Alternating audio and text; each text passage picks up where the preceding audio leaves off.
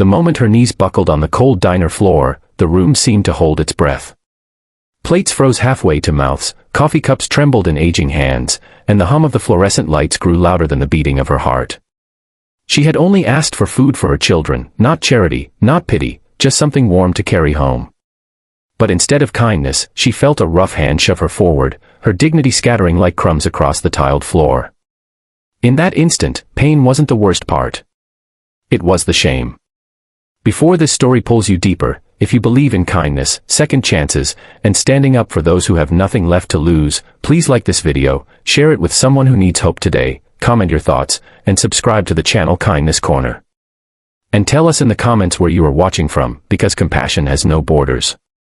Her name was Mara Collins, and life had been peeling pieces away from her long before she stepped into that diner. A year earlier, she had a small apartment that smelled of laundry soap and bedtime stories, a job cleaning offices at night, and 2 children who still believed their mother could fix anything. Then the layoffs came, followed by rent notices taped to her door, and finally the quiet terror of watching cupboards empty faster than her hope. Mara did everything she could. She walked miles looking for work, swallowed her pride at food pantries, and learned how to stretch a single loaf of bread across 3 days. But that morning, her youngest had cried from hunger so hard that his face turned red, and something inside her cracked. She gathered every ounce of courage she had left and walked into the diner, thinking that asking for leftovers would be easier than watching her children sleep hungry again. The diner was warm, smelling of grease and coffee, and for a brief second, it felt like safety. The booths were filled with regulars who had stories etched into their wrinkles, people who came every morning because routine was the only thing keeping them upright. Behind the counter stood Ronan Keller, the manager, a man hardened by years of control and bitterness. He saw Mara not as a mother or a human being, but as a disruption. When she asked quietly if there was any food that would be thrown away, his face tightened with irritation. He saw weakness and decided to crush it. His voice rose, his temper flared, and before anyone could fully process what was happening, his hand was on her shoulder, shoving her back as if she were something dirty that needed to be swept out. Mara stumbled, her palms scraping the floor, her chest burning with humiliation. She tried to explain herself, but fear strangled her words. The room stayed silent, not because people agreed, but because fear spreads faster than courage. Some looked away, others stared in disbelief, and a few clutched their cups tighter, wishing they were anywhere else. Ronan's anger fed on that silence. He felt powerful, justified, convinced that he was protecting his business from someone he deemed lesser. He did not notice the diner door opening behind him, or the way the air shifted when heavy boots stepped inside. Outside, a group of bikers had stopped for breakfast, their engines cooling in the parking lot. They were not the monsters people imagined when they saw leather vests and tattoos. They were men and women who had learned loyalty the hard way, who understood what it meant to fall and be pulled back up by someone who refused to let go. Their leader, Elias Monroe, had lived a life that taught him how thin the line was between survival and despair. When they walked in and saw a woman on the floor with tears streaking her face, something ancient and unbreakable stirred in them. They didn't rush. They didn't shout. Their presence alone shifted the balance of the room. Elias took in the scene with a calm that made Ronan uneasy. The manager's anger faltered when he realized he was no longer the biggest force in the room. The bikers stood quietly, forming an unspoken wall, their eyes locked not with threat, but with judgment. The silence became unbearable.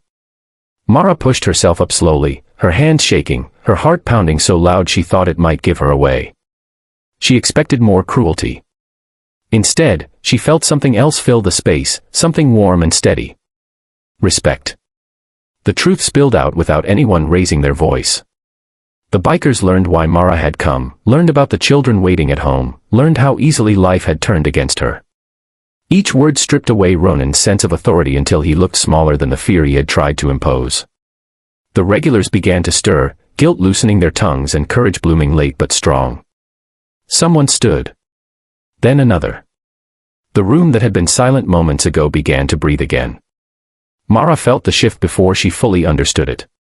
Hands helped her to her feet, not roughly, but gently, as if she mattered. Food appeared on the counter, plates filled without being asked. Someone pressed a coat into her hands, noticing how thin her sweater was. The bikers did not demand anything. They simply stayed, their presence reminding everyone that cruelty thrives only when good people stay quiet. Ronan retreated behind the counter, his authority dissolved, his actions exposed under the unforgiving light of decency. As Mara sat, eating slowly, tears fell into her food, not from shame this time, but from relief. For the first time in months, she felt seen. She felt like a mother again, not a failure. The bikers shared the space with her, not as saviors, but as witnesses to her strength. They reminded her, without speeches or promises, that the world still held people who would step in when things went too far. When she finally stood to leave, her arms were full. Not just with food for her children, but with something far heavier and more precious. Hope. Outside, the sun had climbed higher, and the air felt different, lighter. The engines of the bikes roared to life, not in menace, but in solidarity, a reminder that sometimes help arrives in forms you never expect. Mara walked home with steady steps, her back straighter than it had been in a long time. That night, her children ate until they were full, and she watched them sleep with a heart that felt stitched back together. She knew her struggles weren't over. Bills would still wait, jobs would still be uncertain, and fear would still visit her in quiet moments. But now she also knew something else. She was not alone. And neither was anyone else who dared to ask for help. If this story touched your heart, if it reminded you that kindness can change the direction of a life, please take a moment to like this video, share it with someone who needs hope, and subscribe to Kindness Corner so more stories like this can be told. Before this video ends, we have one special request for you. Please comment below with a single word that represents what this story made you feel, because your words might be the encouragement someone else is searching for.